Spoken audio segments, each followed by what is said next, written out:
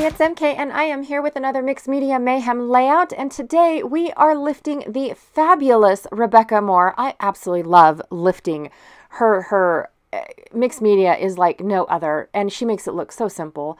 All right, so I have one photo instead of three. I also have a scrap of charcoal cardstock from Close to My Heart from my Lakeside collection, because I am playing with my Kit Conspiracy kits. I have just these little wood grains. From Elena collection, I have one little train ticket. From the No Limits collection, I have the sticker sheet. And from the farmhouse garden, I have these two pieces of paper. Very little supplies, you guys. And then one white piece of cardstock that I had to borrow from my friend, as well as her Stampin' Black ink pad and blender brush.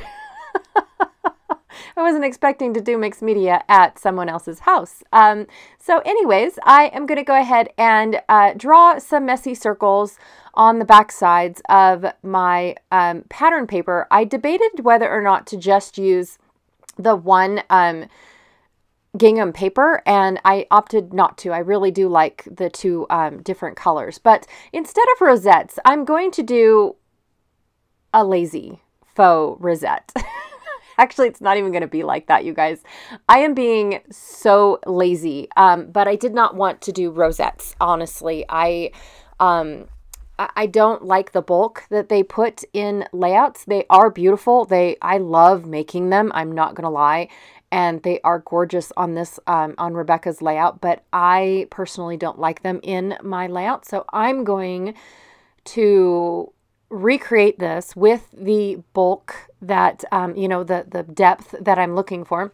But instead of doing a rosette, I'm crumpling up a bunch of circles. I didn't care if they were, you know, cut perfectly circular, because once I crumple them and everything like that, you really don't even notice. Nope, not at all. So this is my lazy rosette. Here you go, guys. Doesn't look a thing like a rosette. It's definitely not neat and pristine like Rebecca's layout is, but I think it goes really well with my one singular photo that I have. And I also cut them a little bit on the larger side because I knew I was going to smush them up. Now, I do have to say that this does get a little bit repetitive, because I think I'm going to do this and then I end up doing something different. So the first thing I'm going to do for my mixed media is attempt to trace around all of these wonky circles. And I'm kind of flattening them so that way I get a larger trace. That way when I go to do the inking, I can actually get a haze around the circles is what I'm going for. So I'm testing out this black ink, and my friend's like, well, if you really wanted black, you should have picked a different color, because that's why they retired that color. This particular color is because it's got a purple haze to it. And when I was putting it down, I wanted a smoky haze, and that's what this ink pad was giving me. So I really liked it. And when I got done putting the paper back down over the blotchiness and I just saw the haze, I really liked that shadow effect, except that it kind of played tricks on my eyes, because I thought that I was having weird shadows on my layout. Oh my gosh. Hey, look, a hidden Mickey. So anyways, but I really do like the hazing effect that this ink pad gave behind my faux rosettes. So I'm going to go ahead, and this is the first place. This is my first attempt. I tried to use, because again, I'm being lazy, you guys. I tried to use my adhesive to glue them down, and I didn't like that at all. Like, it smushed what I was attempting to do. But I move on. Because at first I thought, oh, it'll be fine. I will make it work, blah, blah, blah. So I'm going to go ahead and cut my photo down, and I just cut it around. It's a picture of a picture, you guys. But I just cut around just where the picture was. I didn't want the frame. I didn't want the background. I didn't want anything. So that's why my photo is cut all wonky and not perfectly straight. I'm okay with that. And then I went and cut down my gray piece just so that way I can get a good photo mat, as opposed to just, I want to use this whole piece of scrap. So then I tried to use my distress tool and distress the edge of my circle that didn't work either because I'd already crumpled it up and it was already distressed, too soft, whatever. And now I'm just going back through and crumpling them back up because I wanted that dimension that I had in the beginning. So I didn't like how the adhesive smushed it too much. It was just way too much. So crumpled them back up. The photo is of locomotive number 40. It is Ely's flagship, basically. It was built in Ely. It was ran in Ely. It was sold and shipped off to another company. I believe it was back east or central, somewhere over there. And then when they found out that they were going to break it down and melt it down, Ely asked for it back.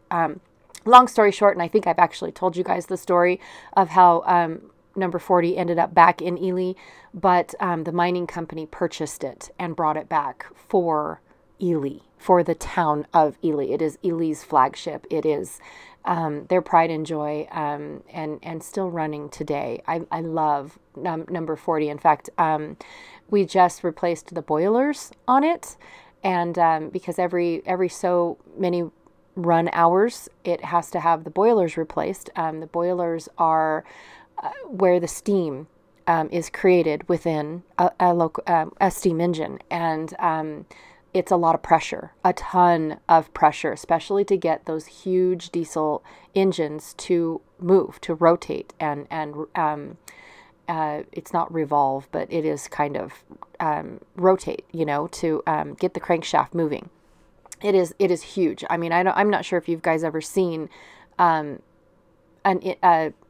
train engine before, but the cylinder is the piston head, I should say, is the size of a charger plate. It's massively huge, you guys, and heavy. And so it creates, the steam, the boilers create enough pressure within its chambers to get that to rotate, to get the engine to turn over and move. And so you have to do the boiler inspection every now and then to make sure that it's not going to blow up, because it could hurt a lot of people, a ton of people, and damage the train, and then we have no more train. So anyways, but number 40, they consider it the ghost train. That's what the train, so they do have a ghost run.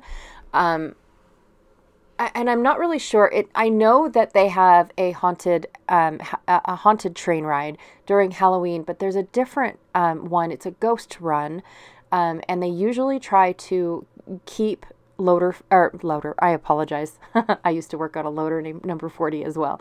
But they used to keep locomotive 40 for that specific one because it's kind of, like I said, the flagship of Ely, and they do a ghost run with it, a train ride with Loader 40, and they tell of Loader 40's life in Ely and all over, where did it go and what did it do when it was gone, and how they got it back. I mean, they just tell you the history of oh my goodness, Locomotive 40.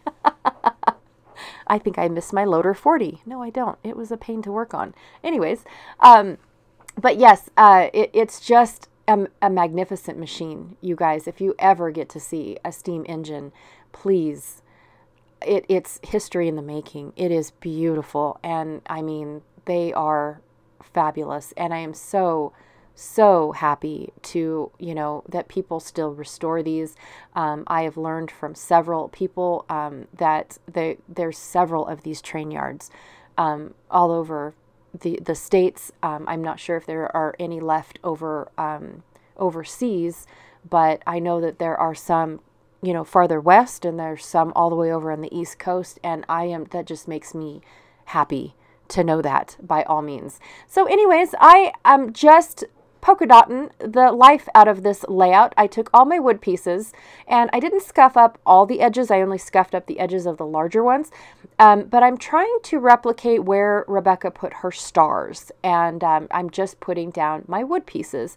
I actually had the intention of inking the wood pieces and trying to make them look like the sprockets on the trains, the wheels, I guess, on the trains. But then I just kept sticking and plonking, and I really liked how the wood grain added to the layout. So I just went with it. That's it. I also pulled out some really super thin stickers from the Lakeside sticker book. And when I glued them on to my, faux rosettes, they were really wavy. And I just thought, you know what, I'm going to go with it. It is what it is. I don't have the patience to put them on cardstock right now and fussy cut around them. Even though they're a simple shape, I just didn't. I just wanted to, see how this layout is supposed to go together. And then I realized I stuck one of the stickers on crooked, and I do have one little ticket left that is actually a train ticket from the Elena collection. So I thought that was pretty cool. Definitely wanted to get that on a train layout. That would make sense. But I still was able to add at least 1 or 2 items from each collection to this layout. I'm really, really happy with how it looked. Not exactly what I envisioned when I first picked this photo to be the ghost, the ghost layout. But I also didn't realize that Rebecca Lockhart picked a scrap lift. Normally we do a recipe and we only do a scrap lift at the end of the month, which is fine. This is a totally different technique, a very light way to work your way into mixed media for sure.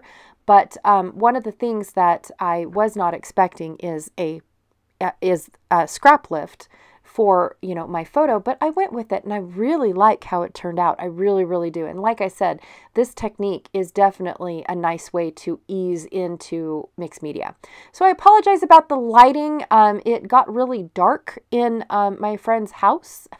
And let me tell you, it got scary. But I definitely wanted to show you guys the close-ups. And one thing that I forgot was the title I was going to put around the big circle, just like Rebecca did. Now I don't have alphabets large enough. I was actually going to just use these tile letters to work my way around one of the circles. So it's just going to say Ghost Train. So I show you guys how I start and how I finish, and that is the end of the layout for me. Now, I also forgot to splatter. I only brought 2 splatters. I brought gold and I brought white. Luckily, I was able to make them work. I love the addition of the gold. Seriously, I love it.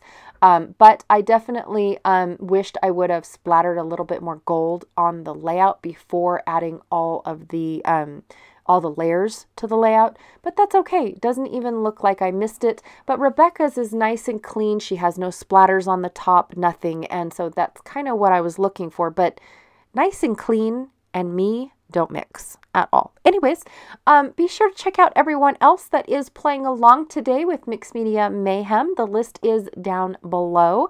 Also, too, don't forget to check out Janet Fritz and see if she was able to incorporate 1 or 2 or 3 or all 4 of her kit conspiracy kits from last month into this layout. I am so excited to go find out. I hope I have time to check everyone out today.